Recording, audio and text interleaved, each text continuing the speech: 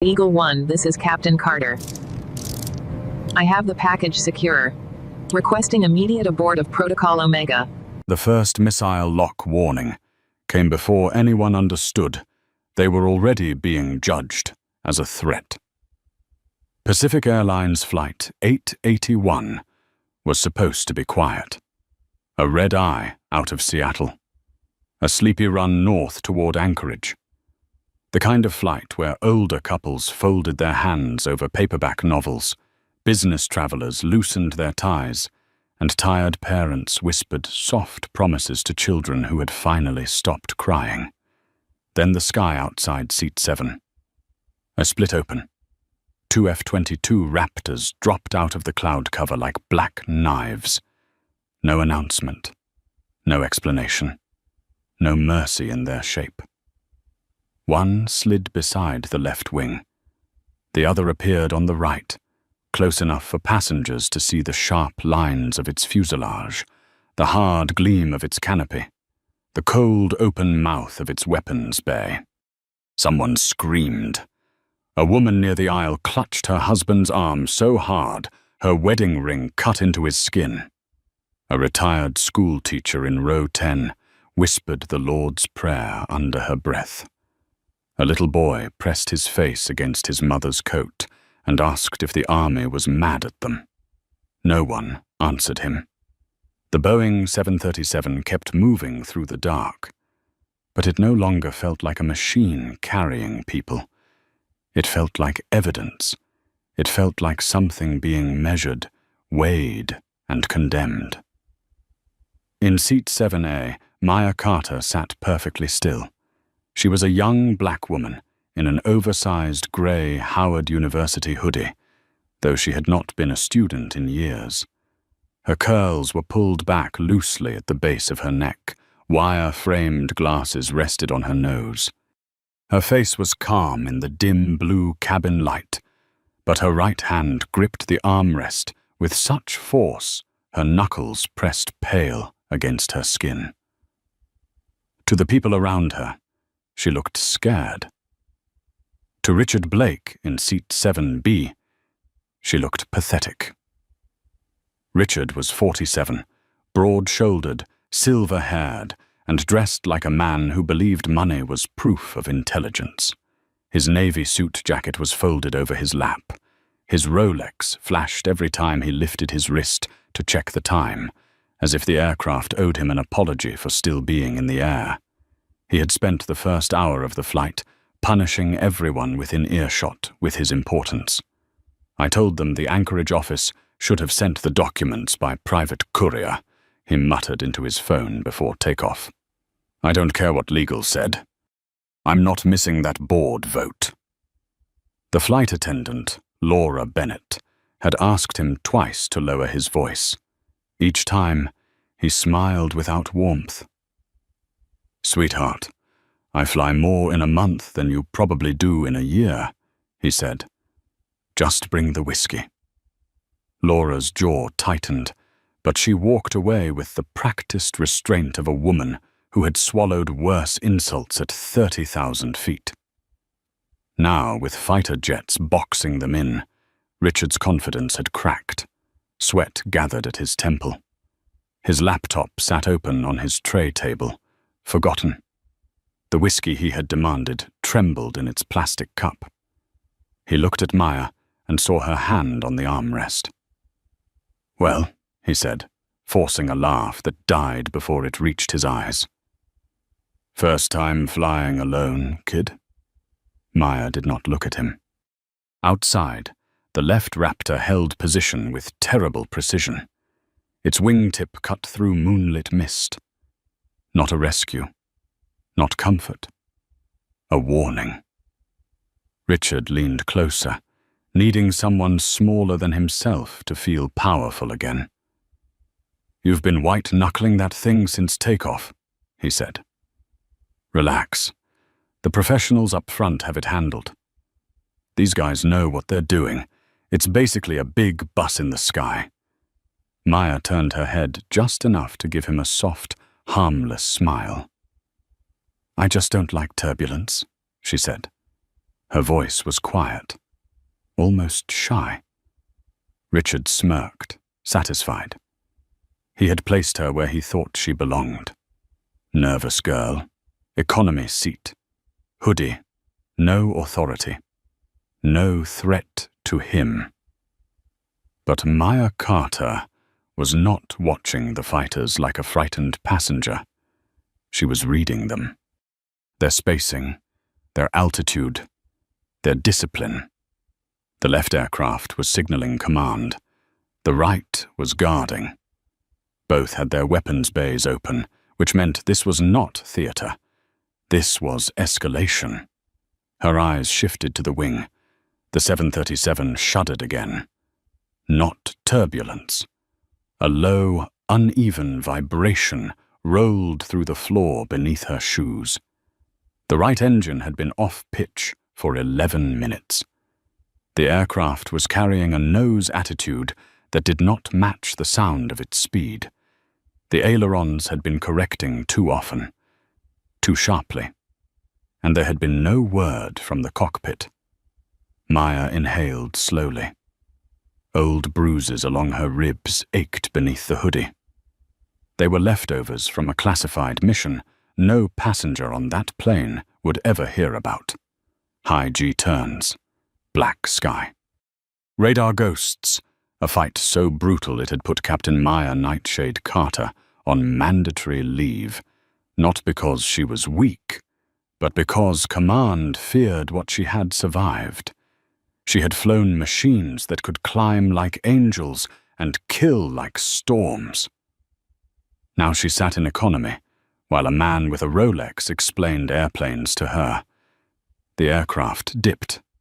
Not much, just enough. Maya's eyes sharpened. Across the cabin, cups trembled.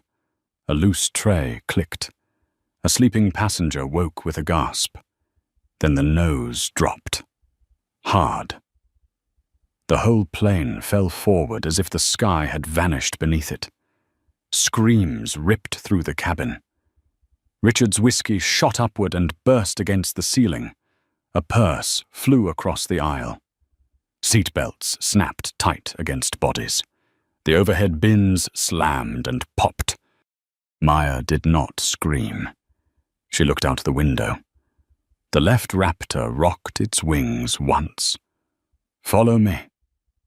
The Boeing did not follow. It drifted farther west, toward restricted airspace, toward a line no civilian plane was allowed to cross. Maya's hand released the armrest. Her fear had never been fear. It had been calculation. The drop lasted only seconds, but inside the cabin it felt like the world had forgotten mercy. Pacific Airlines Flight 881 slammed level, with a sound that tore through metal and bone. The wings flexed hard. The ceiling panels rattled. A baby shrieked from the back of the cabin, and that tiny, helpless sound cut deeper than all the alarms. For one brutal moment, every passenger understood the same thing, without anyone saying it. They were not safe. Laura Bennett staggered in the aisle, one hand gripping the headrest of seat 5C. Her hair had slipped loose from its neat bun. Her face was pale, but her eyes were still working, still counting people, still searching for injuries. 20 years in the air had taught her that panic spread faster than fire. "Heads down," she called, her voice shaking but loud. "Stay seated. Keep your belts fastened." No one listened at first. Fear had turned the cabin into a living thing. People clawed at seat belts. A man tried to stand and was thrown back into his seat by another violent shudder. A woman shouted that she wanted to call her daughter. Another passenger yelled at the ceiling as if God owed him an answer. Richard Blake had both hands pressed to the armrests now. His expensive confidence was gone. His mouth hung slightly open. Drops of whiskey slid down from the overhead panel and landed on his sleeve. "What the hell was that?" he whispered. Maya did not answer him. Her eyes were fixed on the right wing. The flap-track fairings trembled. The aileron twitched again. Too much correction. Too late. Whoever was flying up front was chasing the airplane instead of leading it. That was how pilots died. Not all at once, not always in flames. Sometimes they died in pieces, one bad input after another, while their bodies lied to them and their instruments failed to make sense. The 737 rolled left, then snapped back right. The cabin groaned. Somewhere in the galley, metal carts broke loose and crashed against their locks. The sound was sharp, ugly, final. Richard turned toward Maya, his face grey. "You seem calm," he said, accusing her now, as if her silence were a crime. "Why are you so calm?" Maya's gaze moved from the wing to his eyes. "Because panic won't change the physics," she said. The answer landed harder than he expected. He blinked, offended and frightened at the same time. "What are you? Some kind of engineer?" Before Maya could respond, the cabin speakers cracked alive. A burst of static screamed through the aircraft. Then came a man's voice, thin and broken with terror. "Mayday! Mayday! Mayday! Pacific 881, declaring emergency. We have instrument failure, attitude disagreement, possible gyro failure. Captain incapacitated. We are experiencing spatial disorientation, unable to confirm heading, unable to maintain stable flight." The words moved through the cabin like a cold hand. Captain incapacitated. A woman began sobbing openly. An older man closed his eyes and made the sign of the cross. Laura froze for half a breath, and in that half breath, she looked less like a trained professional and more like someone's mother who had just realized she might not make it home. Then another voice cut through the same speakers. This one was not panicked. It was flat. Military. Controlled. Pacific 881, this is Raptor lead on guard. You are off course and entering restricted airspace. Turn heading 090 immediately. Acknowledge. The cabin went so quiet that Maya could hear the air vents hiss above her head. The 737 did not turn. Instead, it dipped again. The right wing lowered. The Raptor outside broke away in a hard, clean movement that no commercial aircraft could match. The second fighter slid aft, smooth as a blade drawn from a sheath.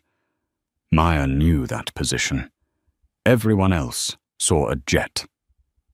She saw a firing solution. Her pulse slowed. That was the strange gift war had given her. Not fearlessness. Something colder.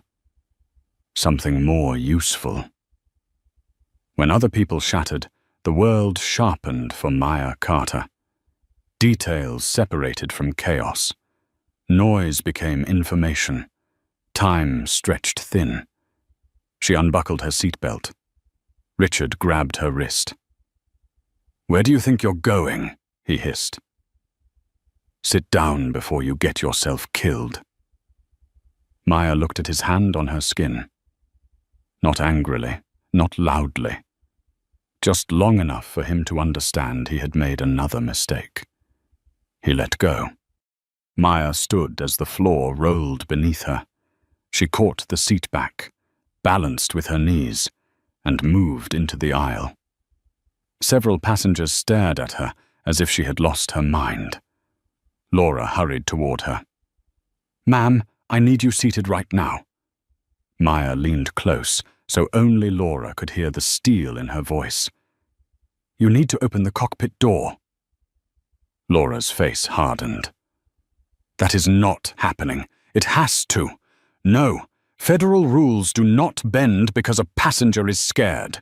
I'm not scared. The plane dropped again. People screamed. Laura slammed against the seat beside her and gasped in pain. Maya held her steady with one hand. "Listen to me," Maya said. "The captain is down. The first officer is disoriented. The aircraft is drifting into restricted airspace with 2 armed Raptors in intercept formation. They are not here to comfort us. They are here to stop us." Laura stared at her. For the first time, she really looked. Not at the hoodie, not at the young face, not at the quiet black woman everyone had mistaken for harmless. She looked at Maya's eyes. They were not begging. They were commanding. Another burst of static came through. "Pacific 881. Turn heading 0. 9-0 now. This is your final warning." A low moan rose from the passengers. Richard stood halfway, shaking. "Somebody do something," he shouted, voice cracking. "There has to be someone in charge." Maya turned toward him. "There is," she said. Then she reached into her pocket, pulled out her phone, and switched on the flashlight. She moved to the window at seat 7A, raised the light, and began flashing a pattern into the night. Short, long, short, short. Not random.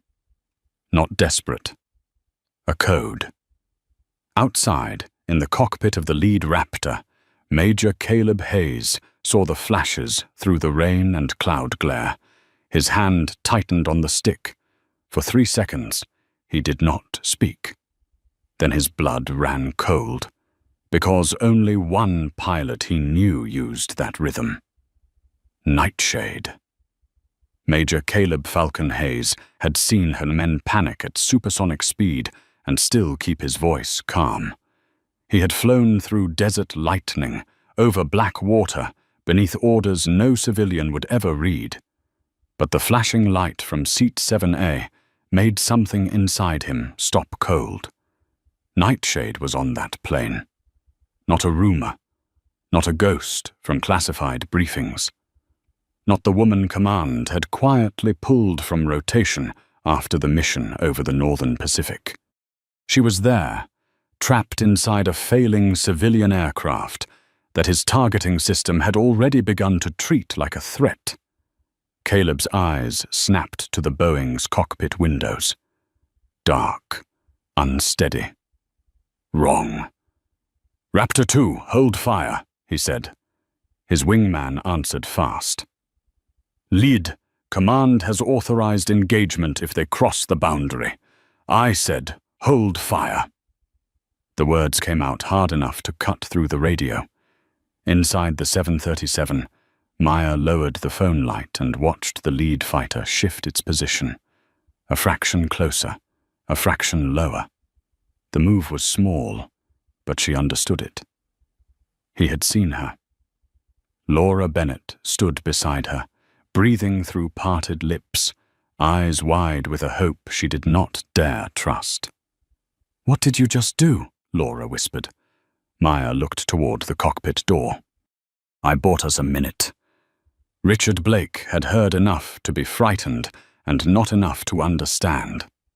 His face twisted in disbelief. "You bought us a minute? With a phone flashlight?" Maya stepped past him. He blocked the aisle with one hand on the seat back, his old arrogance trying to crawl back into his voice because fear had nowhere else to hide. "Wait. Who are you?" Maya did not slow down. "Someone you should have listened to."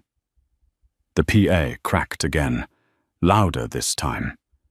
Static broke apart, then the military voice returned, no longer addressing the cockpit like strangers. Now it carried recognition, urgency, command. "Pacific 881, this is Raptor Lead. You have a United States Air Force captain in seat 7A. Call sign Nightshade. Open the cockpit door and get her in the left seat. You have less than 60 seconds before this aircraft crosses restricted airspace. The cabin changed. It did not get quieter. It became heavier. Every breath, every soar, every whispered prayer seemed to sink toward the floor. A woman in row 6 stared at Maya with both hands over her mouth. The retired schoolteacher who had been praying opened her eyes. A man who had been shouting moments earlier fell silent as if shame had taken his voice. Richard stood frozen in the aisle. His eyes traveled from Maya's hoodie to her face, then to the phone in her hand, then back to her eyes.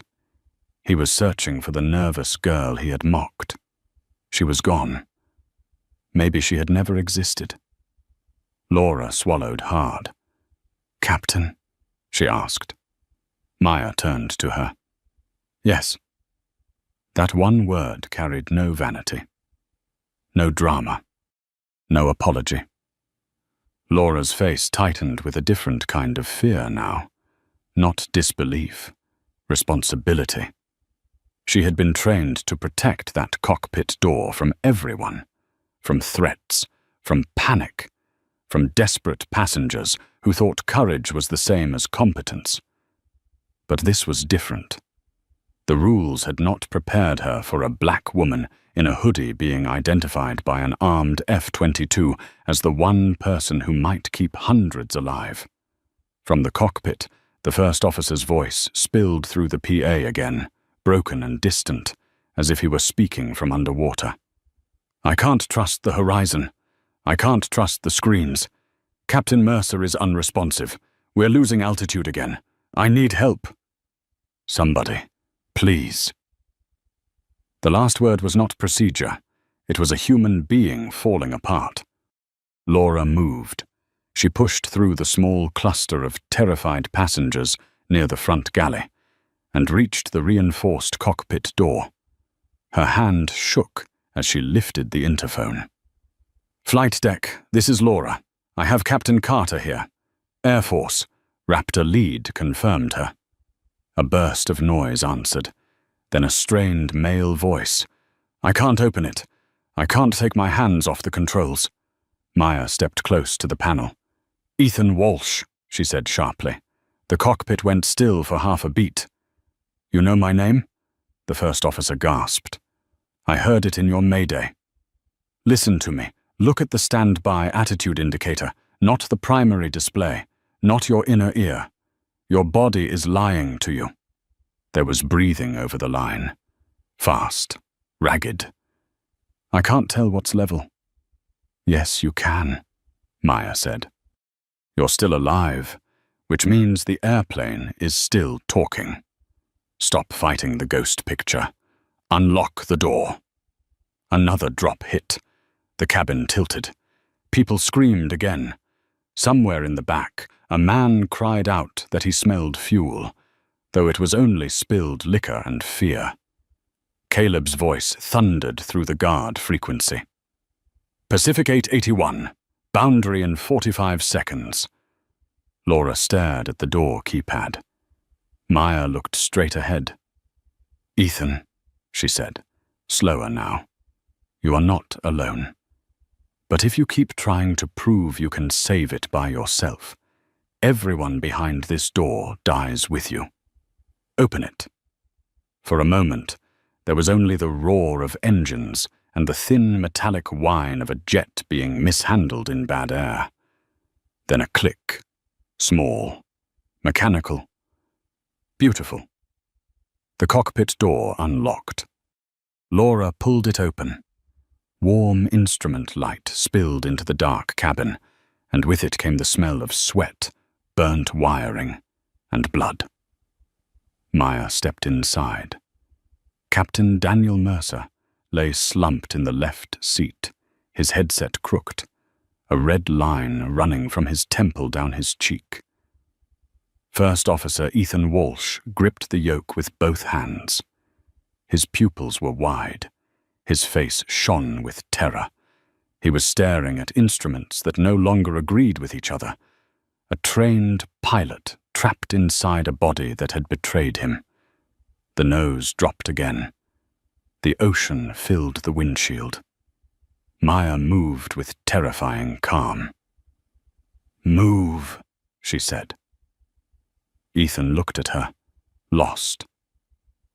I said, "Move."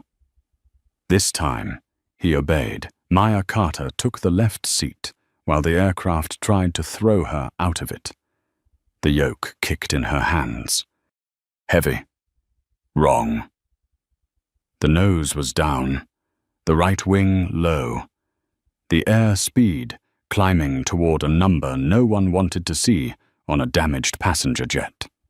Rain streaked across the windshield in silver lines, and beyond it, through broken cloud, the Pacific Ocean rose like a black wall.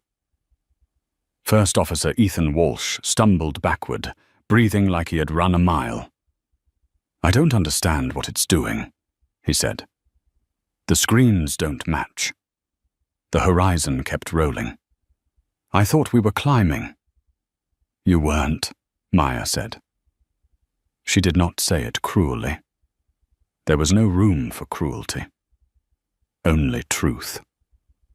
She planted her feet, scanned the standby instruments, and ignored the screaming mess of failed displays around her. The glass panels were arguing. The airplane was not. The airplane spoke through vibration, pressure, pitch, sound, drag. It told the truth in pain. "Laura," Maya called without looking back. "Secure the cabin. Brace positions on my command. Keep everyone seated." Laura Bennett stood at the cockpit threshold, stunned by what she was seeing. The young woman in the hoodie had vanished.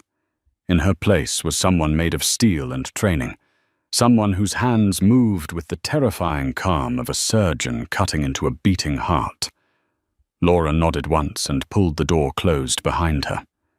In the cabin, the passengers saw her emerge, pale and shaken. Richard Blake grabbed her sleeve. "What's happening?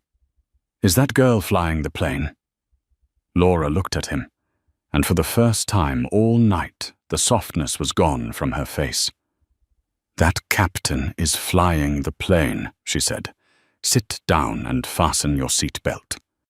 Richard opened his mouth. Nothing came out. Up front, Maya pulled gently first. Nothing. The yoke resisted like it was buried in concrete. The elevator was jammed or fighting hydraulic failure. She adjusted trim. The wheel moved sluggishly. Too slow. She eased back harder, careful not to tear the wounded aircraft apart. "Come on," she whispered. "Talk to me." The 737 groaned. Ethan stared at the altimeter. "We're passing 1,200 feet. I see it." "We're too low." "I see it. 800. Maya's jaw locked. She brought the throttles back just enough to keep the speed from shredding them, then fed power asymmetrically to correct the roll. The aircraft shuddered, nose still down, ocean filling the windshield. For a flicker of a second, she was not in a Boeing. She was back in the Raptor, canopy iced with stars, warning lights flashing red across her gloves, G-force crushing her lungs while a missile tone screamed in her headset. Men in quiet rooms had later called that mission survivable. Maya remembered it differently. She remembered choosing not to die. She chose again. "Hold on," she said. She hauled back. The yoke fought her. Her shoulders burned. The bruises along her ribs flared bright and mean. The aircraft trembled so violently that a coffee cup spun off the console and shattered against the floor. Ethan braced himself against the center pedestal, eyes wide with horror. "Maya," Caleb's voice broke through the radio, tight with restraint. "Nightshade, you are very low." "No kidding, Falcon," she said through clenched teeth. The nose came up 1 degree, then another. The ocean was still there, huge and black and hungry. 500 feet, Ethan shouted. Maya did not blink. She brought the left throttle forward, trimmed against the dead weight, and used rudder with a precision that made the airframe answer 1 inch at a time. The stall warning chirped, then died. Overspeed warning flickered, then faded. Every system seemed to be threatening a different death. 300 feet. The windshield filled with spray. Ethan made a broken sound behind her. Maya's voice dropped to ice. "Do not make that sound in my cockpit." He swallowed it. The airplane leveled so low, the wave tops flashed silver beneath them. For 1 breath, the whole 737 skimmed above the Pacific, like a wounded bird refusing the sea. Then it climbed. Not much, not gracefully, but enough. Ethan stared at the altimeter as if it had become scripture. 700 feet, 800. We're level at 800. Maya held the aircraft there, hands firm, arms shaking from the strain. Her face was damp with sweat. Her breathing stayed even. She keyed the radio. "Raptor lead, Nightshade has the jet. Level at 800 feet. Manual control. Multiple system failures. Captain incapacitated. First officer alive, but not fit to command." For half a second, the radio stayed silent. Then Caleb answered, and beneath the military discipline was something almost human. "Copy that, Nightshade. I have you." Sliding into formation. Outside the left window, the F-22 eased into view, close and steady, a Guardian with missiles still armed and judgment withheld. In the cabin, the passengers felt the aircraft stop falling. No one cheered. Not yet. They were too shaken, too aware of how close the ocean had come. A woman kissed the top of her grandson's head and trembled into his hair. The retired teacher wiped tears from her cheeks. Richard sat rigid, staring toward the cockpit door, as if the entire shape of the world had changed while he was busy looking down on someone. Up front, Maya scanned the instruments again. Hydraulic pressure was dropping. The right engine was unstable. Elevator response was partial at best. They were alive, but the airplane was dying slowly around them. Caleb's voice returned. "Nightshade, nearest major airport is not an option at your altitude and condition. I'm checking alternates." Maya looked at the storm ahead, then at the wounded controls in her hands. "Make it close," she said. The aircraft bucked again. She held it. Not because she was unafraid, because everyone behind her was. Caleb Hayes searched the coast like a man looking for a miracle on a map. In the lead Raptor, rain streaked across his canopy and vanished into darkness. His radar painted the crippled 737 as a heavy, unstable target, crawling over black water at barely 800 feet. He had seen enemy aircraft less dangerous than this, not because of intent, because of momentum, because a wounded passenger jet with failing controls could kill everyone aboard and half a town below without ever meaning to. "Command, Raptor lead," Caleb said. "Pacific 881 is under manual control by Air Force Captain Maya Carter, call sign Nightshade. Aircraft is severely damaged. Request immediate diversion options along the coast." The reply came through clipped and tense. "Raptor led. Seattle Center confirms anchorage not possible. Major airport options exceed current range and control condition. Civilian emergency coordination is underway." Caleb's jaw tightened. Underway is not a runway. There was a pause. Then another controller broke in. Older voice, local accent, urgent but steady. Raptor lead. I've got Harbor Point Municipal Field, coastal strip, approximately 6,000 feet. Lights unreliable due storm damage. Fire crew limited. Runway surface wet. Approach from the southwest over water. Caleb glanced at the Boeing rocking beside him. 6,000 feet. For a healthy 737, it was short. For a damaged one, heavy, unstable, and being flown by muscle and prayer, it was almost an insult. He keyed the radio. Nightshade, I have one option. Harbor Point Municipal. 6,000 feet. Wet runway. Poor lighting. Emergency crews minimal. In the Boeing cockpit, Maya absorbed the information without flinching. Ethan Walsh, strapped into the jump seat now, turned pale. 6,000? He said. We can't stop on 6,000. Not like this. Maya kept her eyes forward. We don't need perfect.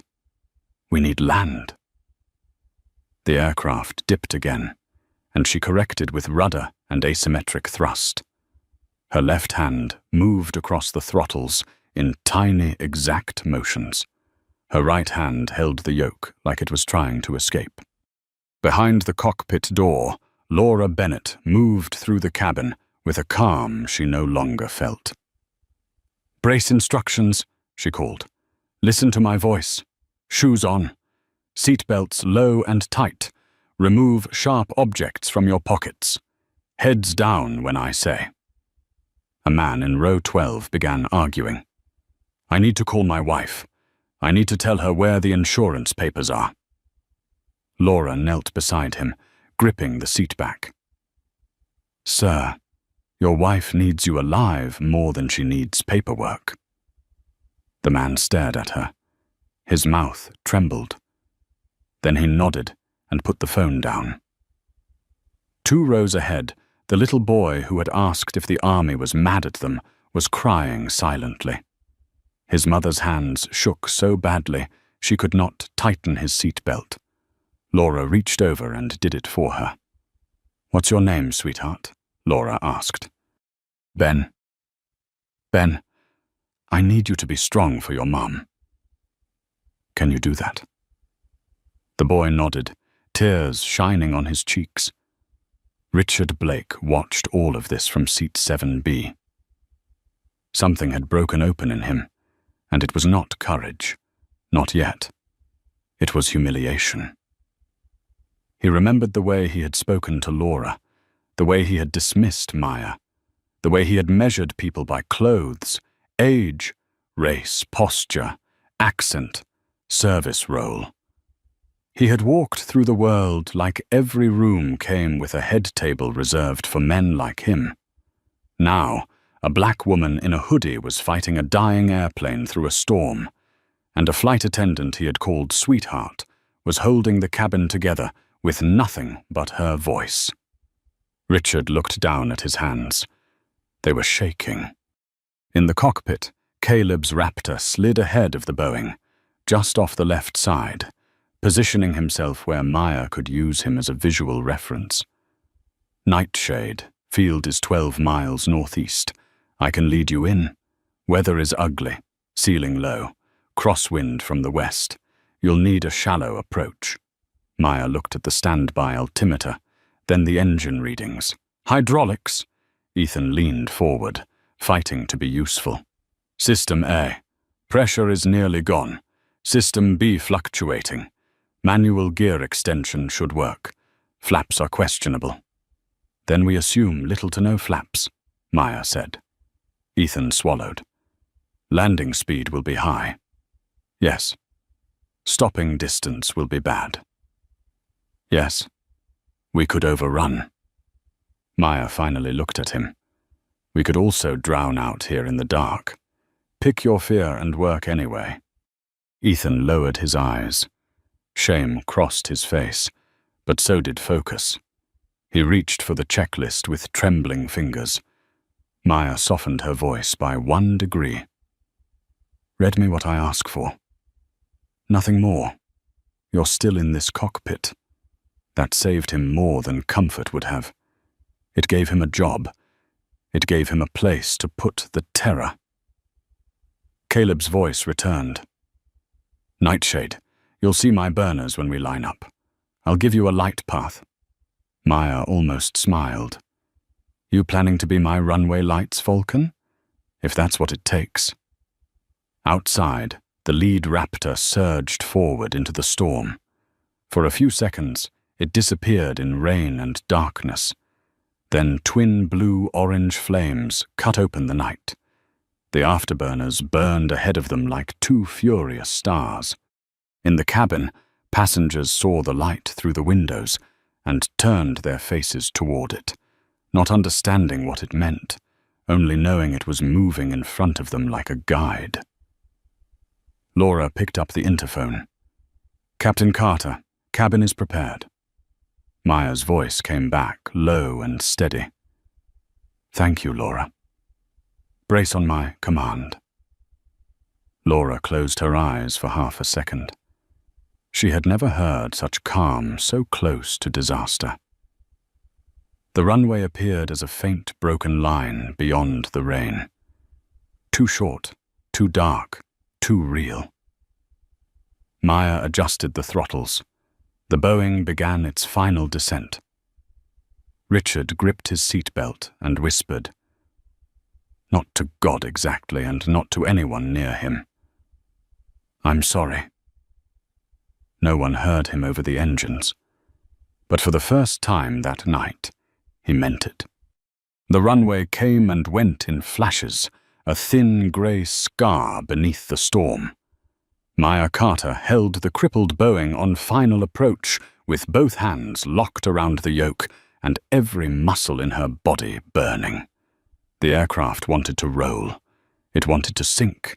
It wanted to quit.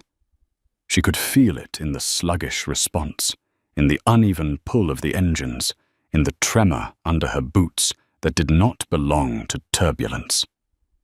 Ahead of her, Caleb's F-22 cut through the rain like a blade dipped in fire. Twin afterburners glowed blue and orange, bright enough to mark the invisible path toward Harbor Point Municipal Field. There were no comforting rows of city lights, no wide airport welcome, no clean runway shining beneath control tower glass, just storm, water, darkness.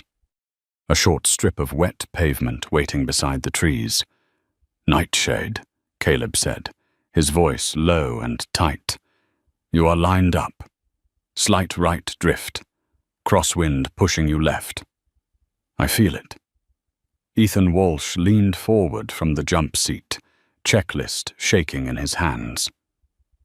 "Gear?" Maya glanced at the indicator. 2 green, then a flicker. Then 3. Gear down. Flaps? She tried the lever once more. The aircraft groaned, but gave her almost nothing. Minimal response. "We land fast." Ethan closed his eyes for half a second. He knew what that meant. Too much speed, too little runway, too little braking, too much weight. In the cabin, Laura Bennett stood in the aisle with her back braced against a seat, one hand gripping the interphone. Her face looked covered from stone, but inside she was counting every person she had touched, every belt she had checked, every frightened eye that had looked to her for certainty she did not have. The airplane lurched. A woman screamed. Laura raised her voice. "Brace positions. Heads down. Stay down until I tell you." The command rolled through the cabin, sharp and practiced. People folded over themselves. Older bodies moved slowly, painfully. A grandfather helped his wife lower her head between her knees and kissed her hand before tucking his own head down. The little boy named Ben clutched his mother's sleeve and whispered, "Is the pilot lady going to save us?" His mother had no answer. Richard Blake heard the question. It struck him harder than the turbulence. The pilot lady. Not the scared girl. Not the kid in the hoodie. Not the passenger he had mocked to feed his own importance. The pilot. He bent forward into brace position, but shame would not let him hide from himself. In the dark pocket between his knees, he saw Maya's face when he had called her kid. Calm. Patient. As if she had spent her whole life watching people underestimate her and had learned that correction was best delivered by survival. Up front, the runway threshold rose in the windshield. Too high. Maya eased the nose down. Too fast. She brought the throttles back, then fed one forward just enough to fight the drift. The jet yawed. The rudder answered late, like an old man waking from a nightmare. The left wing dipped. She caught it. "Sink rate," Ethan warned. "I know. 400 feet. I know." The runway lights flickered weakly through the rain. Some dead. Some drowning in water. Caleb's afterburners pulled away and climbed, clearing her path. For one moment, his raptor filled the windshield like a guardian stepping aside at the gates of judgment. Then Maya was alone with the runway. 300. The ground rushed closer. The 737 shook violently. Wind slapped the fuselage. Rain hammered the glass. The right engine coughed, surged, then steadied. Maya felt the entire aircraft sag beneath her hands. "Not yet," she whispered. Ethan stared at the speed. "We're hot. Better hot than stalled." 200. Maya's breathing slowed. The storm roared. Her bruised ribs screamed. Her mind narrowed to three things: nose, wings, runway. "Brace," Laura shouted in the cabin. "Brace, brace, brace." The wheels hit. Not softly. The Boeing slammed onto the runway with a violence that punched the air from every chest on board. Tires shrieked. The left main gear bounced, came down again, and held. The right side shuddered so hard, a panel tore loose in the cabin and clattered across the aisle. Maya shoved the nose down and brought in reverse thrust. The engines roared. Water blasted up around them. The runway became a silver river. The brakes bit, slipped, bit again. A tire blew with a sound like a cannon shot. Then another. The aircraft veered right. Ethan yelled, "We're losing center line." Maya was already on it. She used what little rudder she had, balanced the thrust, fought the skid. The end of the runway rushed toward them, black trees standing beyond it like a wall. They were not going to stop. Maya knew it before Ethan did, before Caleb did, before anyone in the cabin lifted their head and hoped. She made the only choice left. "Hold on," she said. She kicked the jet into a controlled sideways slide, letting the blown tires and wet pavement drag them off the runway toward the muddy infield. Metal screamed. Sparks tore past the windows. The cabin filled with cries, prayers, names of children, names of spouses, names of God. The Boeing carved into the mud. The nose swung. The tail whipped. For one awful second, it felt like the aircraft would roll. Maya held the yoke against the dying machine as if strength alone could argue with physics. Then the mud grabbed them. The aircraft lurched, tore a deep trench through the soaked field, and stopped. Hard. Silence crashed down. No engine roar. No screaming metal. only rain. Breath.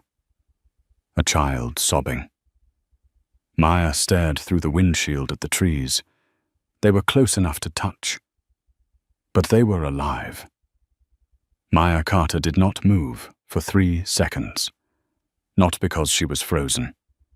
Because survival had a checklist and emotion was never first. Her hands stayed on the yoke.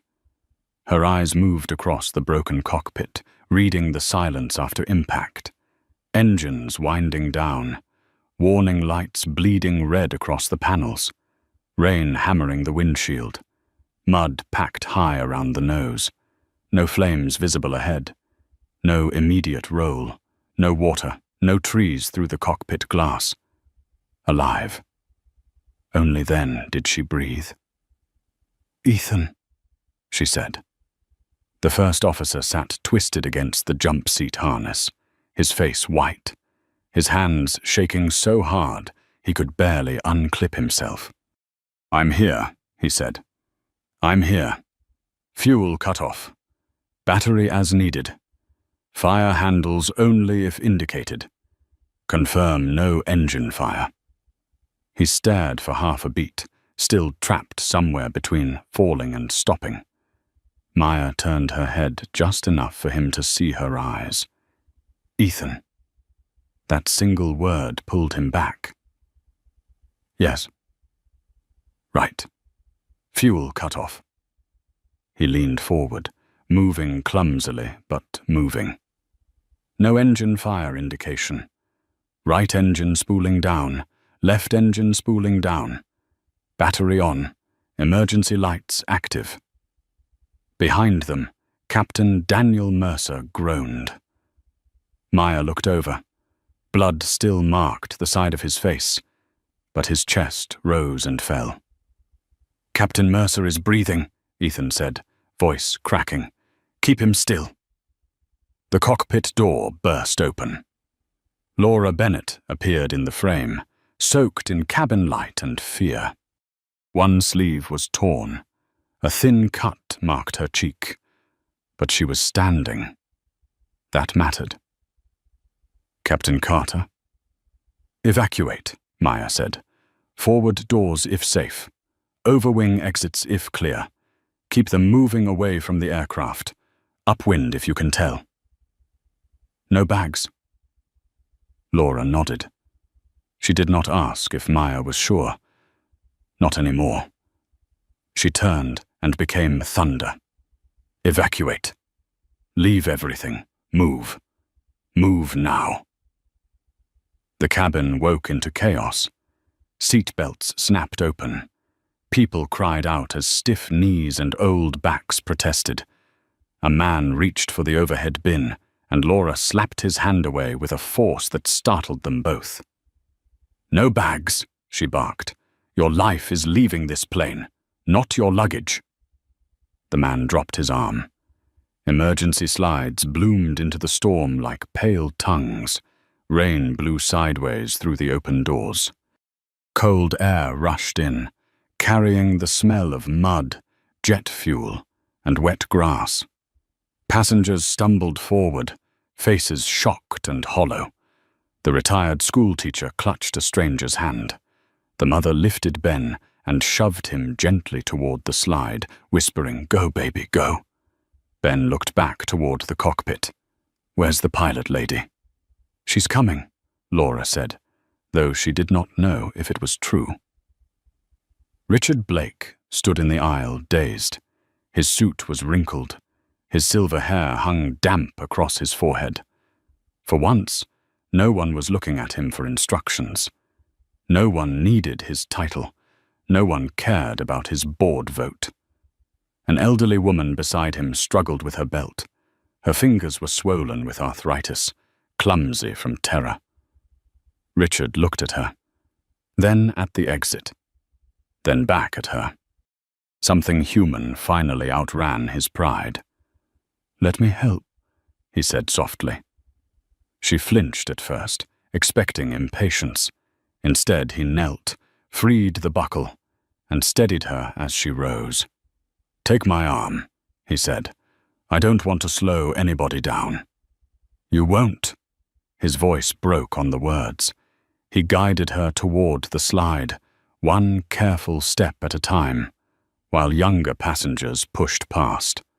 Laura saw him and said nothing. Her silence was not forgiveness. Not yet.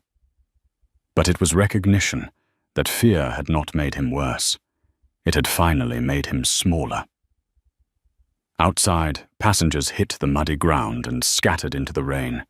Some fell to their knees. Some turned back and stared at the broken aircraft, unable to believe that metal coffin had become a shelter instead of a grave. Caleb's F-22 roared overhead once, low and slow, checking the field. Then it climbed into the storm, circling like a sentinel. In the cockpit, Maya unbuckled and stood. Pain flashed through her ribs so sharply her vision narrowed. She gripped the seat back until it passed. Ethan noticed. "You're hurt. Later. We need to go. After we check the cabin." He stared at her, almost angry with relief. "Maya, you landed it. Let someone else be last."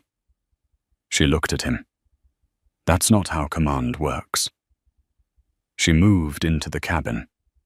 Rows of empty seats leaned crooked in the emergency glow. Oxygen masks hung uselessly like pale vines. Bags, phones, shoes, and spilled drinks littered the aisle.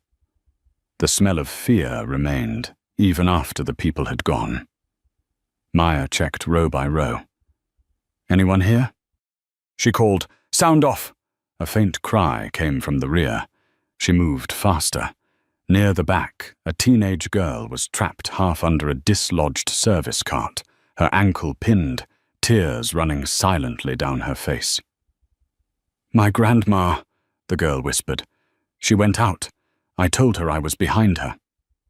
Maya crouched beside her. "What's your name?" "Kayla."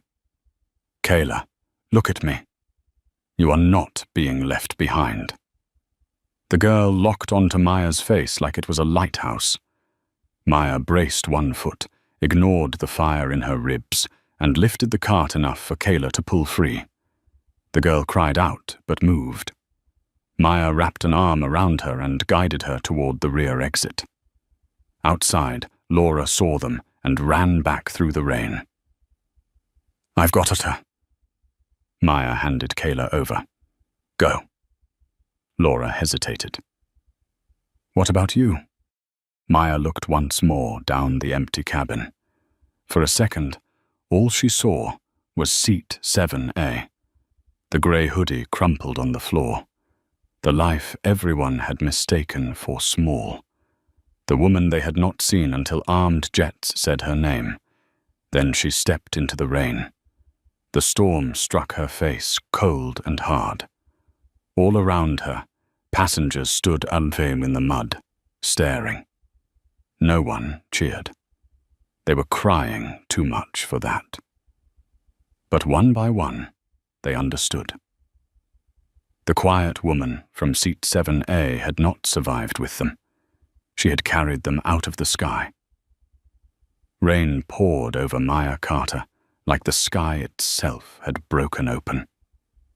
She stood in the mud beside the wounded Boeing, one hand pressed against her ribs, the other hanging loose at her side.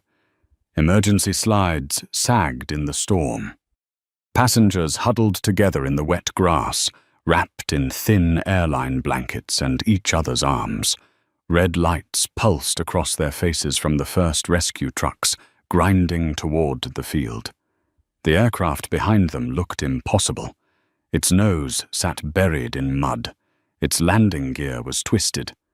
One engine hung low and smoking, ticking as it cooled. Long scars cut across the belly where the ground had tried to tear it open.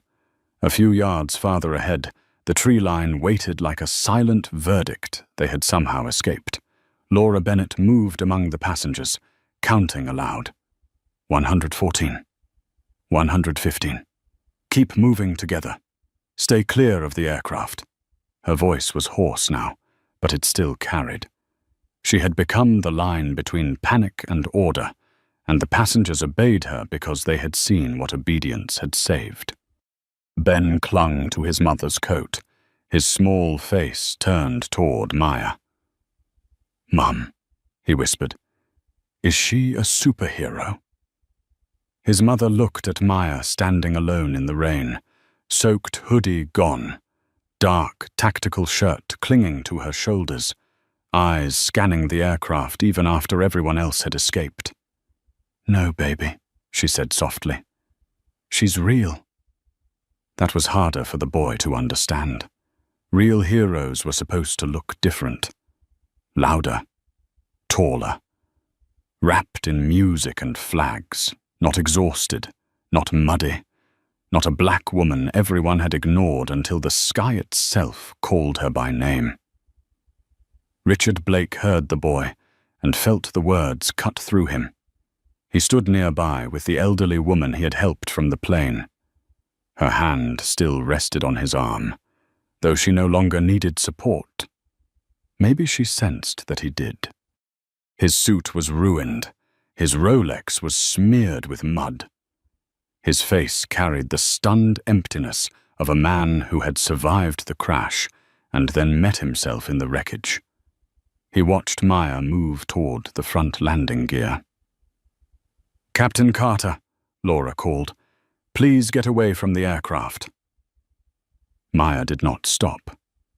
"Fuel smell is stronger near the right side," she said. "Move everyone farther upwind." Laura turned immediately. "You heard her. Everyone back. Keep moving. No stopping." Ethan Walsh stumbled down from the forward slide with 2 firefighters supporting Captain Mercer between them.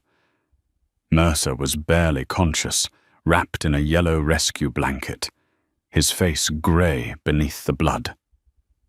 His eyes found Maya. He tried to speak. Maya stepped closer. "Don't move, Captain." Mercer's voice came out rough. "My airplane?" Maya looked back at the broken 737. She held long enough. His eyes filled, not from pain alone. Pilots loved machines in a way most people never understood. They knew the difference between metal and a vessel that had carried souls. Mercer closed his eyes. "Passengers?" "All out," Maya said. "Alive." The word seemed to pass through everyone within earshot. Alive.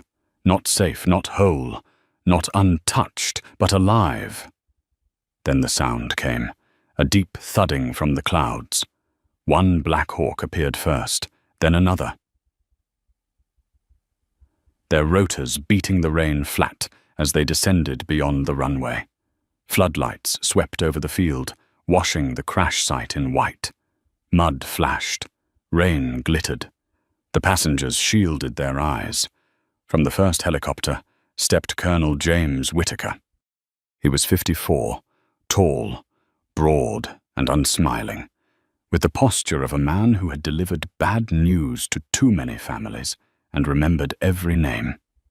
His uniform was dark with rain before he had taken 10 steps. 2 military police officers followed him, along with a medic and a young aide carrying a field tablet. The local firefighters slowed when they saw him. Even the storm seemed to make room. Whitaker walked straight to Maya. For a moment, neither spoke. He looked at her face.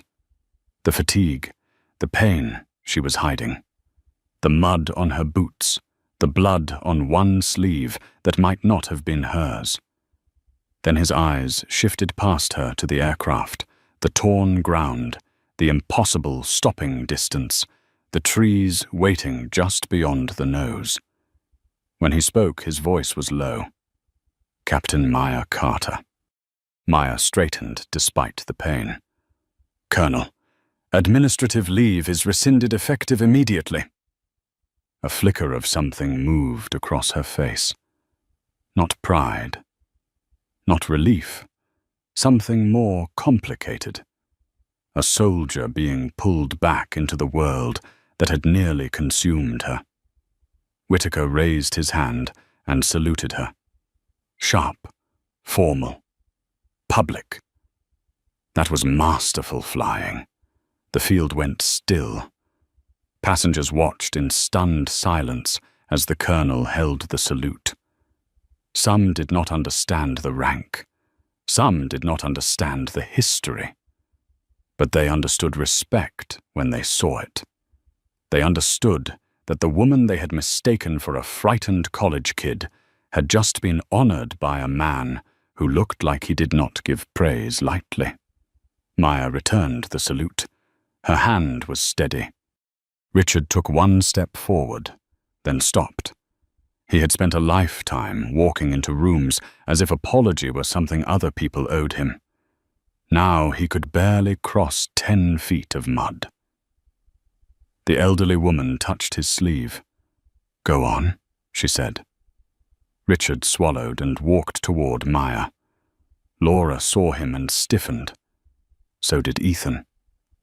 Even Colonel Whitaker turned slightly, measuring him.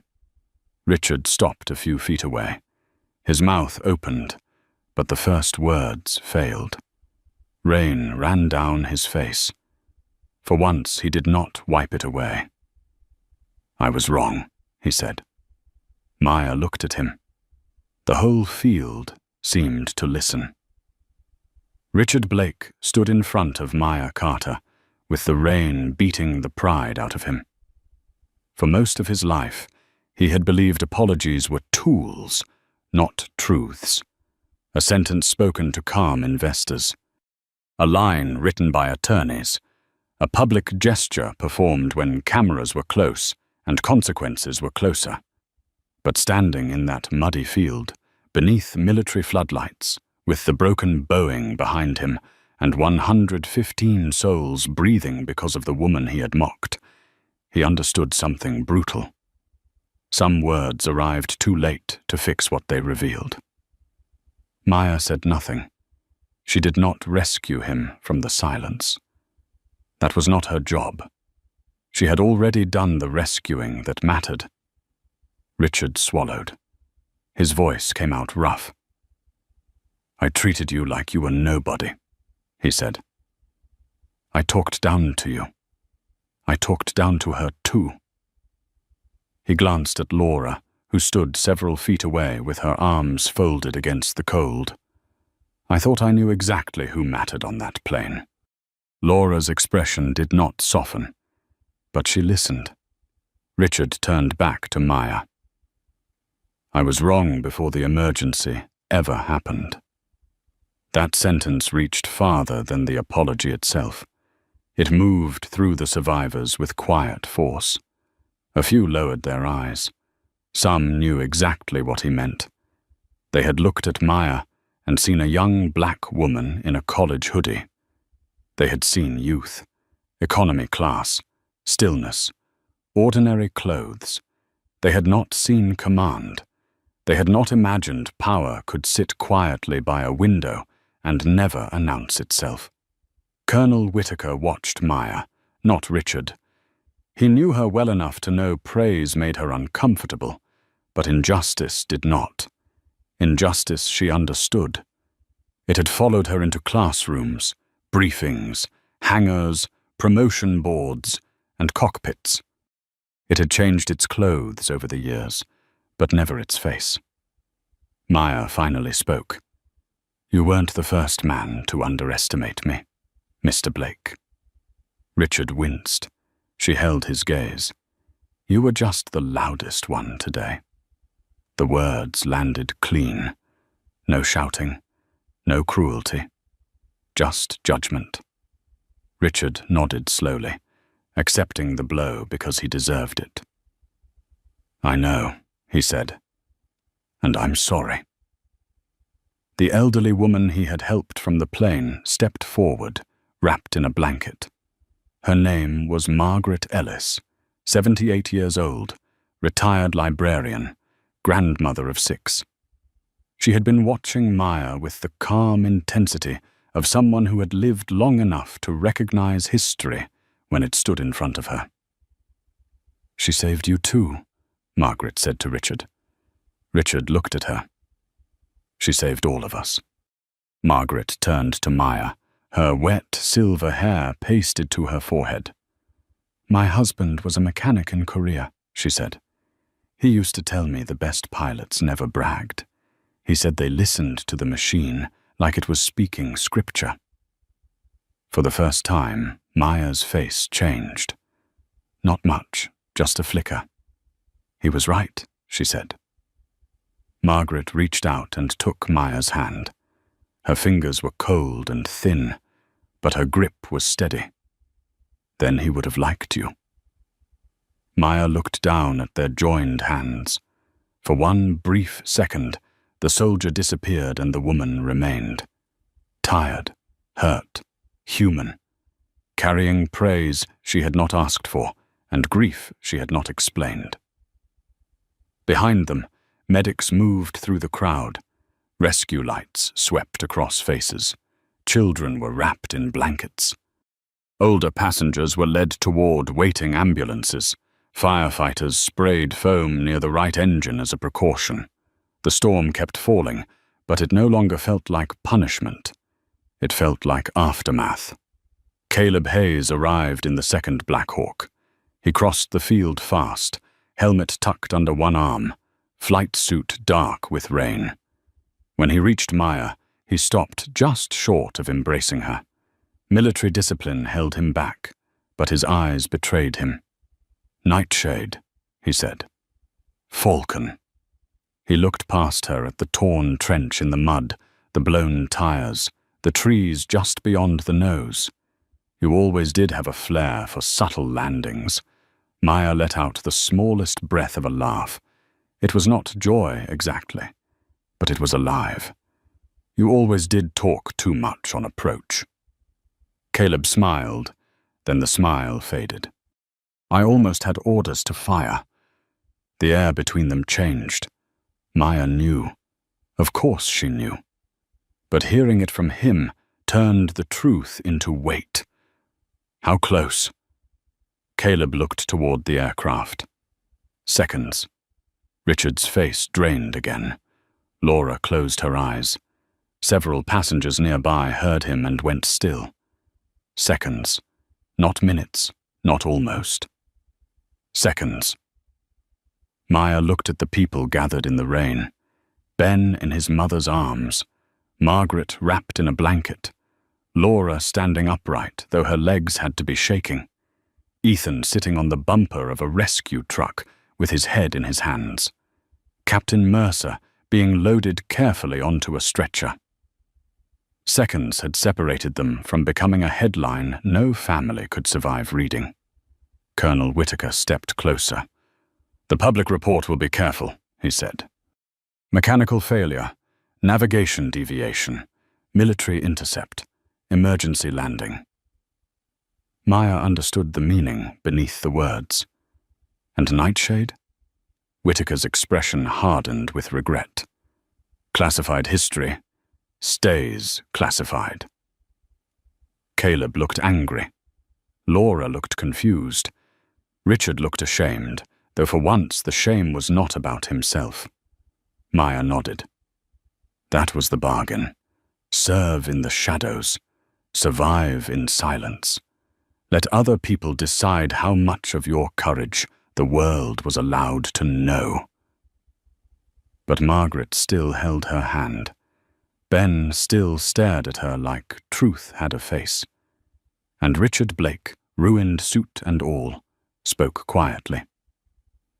"Maybe the report can't say everything," he said. "But we can."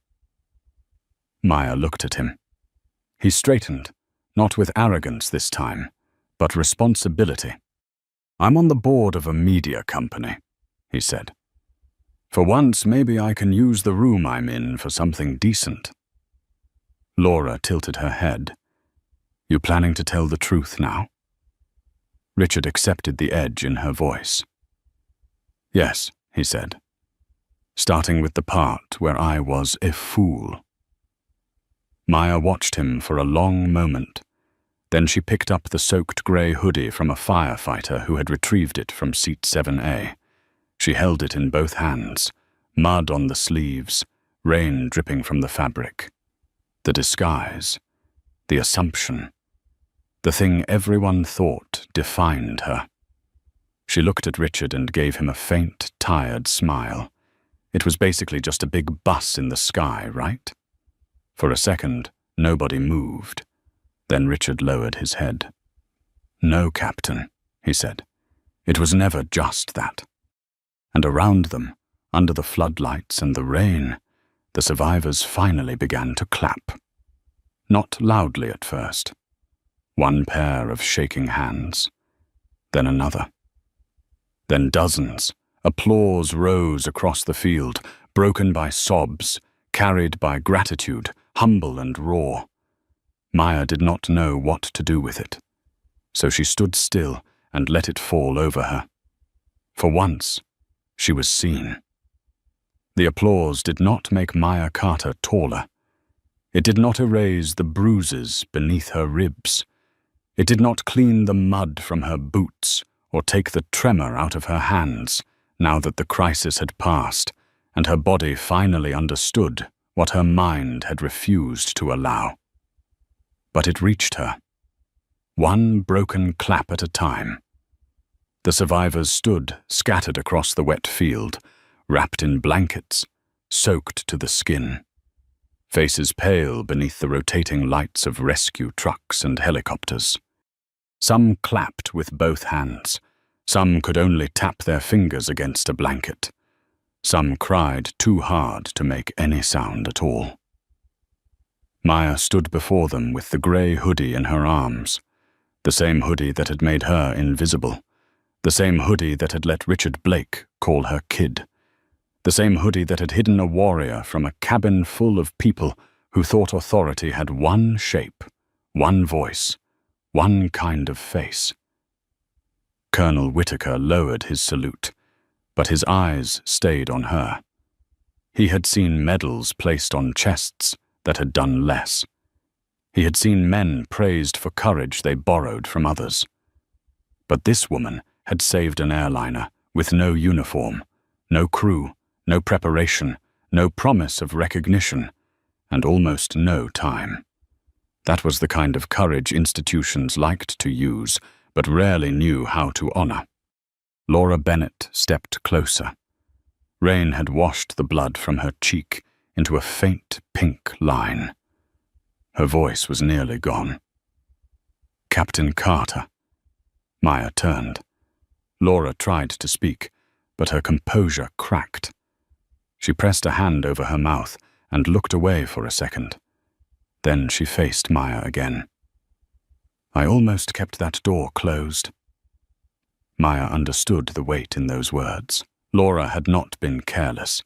She had followed the rules that existed because the world had become dangerous. But rules were made for ordinary emergencies. This night had not been ordinary. "You protected your passengers," Maya said. Laura shook her head. "You saved them." Maya looked toward the crowd. Ben was wrapped in his mother's arms. Margaret Ellis sat on the back step of an ambulance with a medic checking her blood pressure. Ethan Walsh sat with his elbows on his knees, staring at the ground like a man replaying every second and trying to forgive himself for being human. Captain Mercer was being lifted into a medical helicopter, one hand raised weakly as he passed her. Maya gave him a small nod. Then she looked back at Laura. "We all got them out." Laura's eyes filled again, because that was the kind of sentence spoken by people who had the right to take all the credit and chose not to. Richard Blake stood a few feet away, hearing every word. He had built a career on taking credit, on entering rooms after others had done the work, on speaking first, loudest, longest. Now he watched Maya give honor away as naturally as breathing, and the shame in him changed shape. It became instruction. He turned to Laura. "I owe you an apology too," he said. Laura looked at him with tired eyes. "Yes," she said. "You do." He nodded. "I spoke to you like your job made you smaller than me." "It didn't. It made you responsible for people like me when we didn't deserve your patience." Laura studied him. Then she gave the smallest nod. "Do better when no one is crashing," she said. "I will." Maya heard that and almost smiled. Above them, the storm began to weaken. The rain softened from punishment into mist. Dawn had not yet arrived, but the black sky was loosening at the edge, turning from ink to deep blue over the trees. Caleb Hayes stood beside his helicopter, watching Maya with an expression he would never allow in a briefing room. Pride, relief, fear arriving late. "You know they'll try to bury the best parts," he said. Maya folded the wet hoodie over one arm. "Let them try." It was not defiance for the cameras. There were no cameras yet. It was something quieter, stronger. A woman who had been unseen too many times to confuse silence with defeat. Margaret lifted her voice from the ambulance. "Captain Carter." Maya walked over. The old woman reached up and squeezed her hand again. "My husband used to say, the sky tells the truth about people." Maya knelt slightly so Margaret would not have to strain. "What did it say tonight?" Margaret smiled through tears. "That some people rise exactly when the rest of us fall." Maya looked down for a moment. The words entered a place in her that medals never reached. Behind her, Richard looked at the broken plane, the field of survivors, the military lights, the woman kneeling in the mud beside an old passenger who simply wanted to thank her. He thought about every meeting where he had mistaken volume for wisdom, every airport lounge where he had measured human worth by seat class, every woman, every worker, every quiet person he had dismissed before they had a chance to prove he was wrong. The lesson was not gentle. It was not supposed to be. Some people only learn when the truth tears through the clouds with missiles armed. By sunrise, Pacific Airlines Flight 881 would be on every screen in America. The official story would speak of mechanical failure, emergency response, and a remarkable landing at Harbor Point Municipal Field. It would use careful language. Safe language. Language that made terror sound manageable. But the passengers would remember more. They would remember the F-22s boxing them in under a moonless sky. They would remember a flight attendant holding fear back with her voice. They would remember the moment a quiet black woman in seat 7. They stood up and the world shifted around her. They would remember that power does not always announce itself with a title, a suit, or a loud command. Sometimes it sits by the window. Sometimes it wears a hoodie. Sometimes it lets fools talk until the moment comes to save them anyway. Maya Carter looked once more at the aircraft, then at the people walking away from it alive. Her face remained calm, but her eyes carried the whole night. The judgment, the danger, the insult, the reveal, the impossible landing, the applause she had never asked for. Then she turned toward the waiting helicopter, shoulders squared, moving slowly through the mud as the first pale line of morning touched the coast. And somewhere behind her, Ben's small voice rose through the fading rain. "Mom, I want to be brave like her." His mother held him close. "So do I, baby. If this story moved you, hit like, subscribe for more powerful stories, and comment true hero below.